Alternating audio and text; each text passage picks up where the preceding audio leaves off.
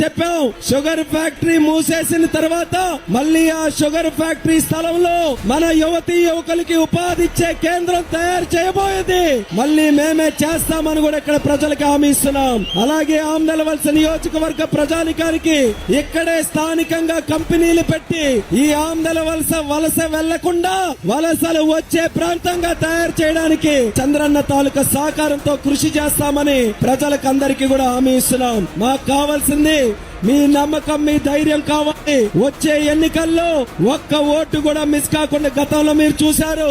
ఇక్కడ ఫ్యాన్ గుర్తుకు ఓటేసి గెలిపిస్తే ఏం జరిగింది? ఆమదలవలసలో నదిలో ఇసుక లేకుండా చేశారా లేదా? ఇసుక దోపిడీ చేస్తున్నారా లేదా? ఈ రోజు పెద్ద పెద్ద పదవుల్లో ఉన్నటువంటి వ్యక్తులు ఆమదలవలస నియోజకవర్గంలో కనీసం 15 కిలోమీటర్ల రోడ్డు, శ్రీకాకుళం నుంచి ఆమదలవలసకు ఉన్న 15 కిలోమీటర్ల రోడ్డు చేసుకోలేని వ్యక్తులు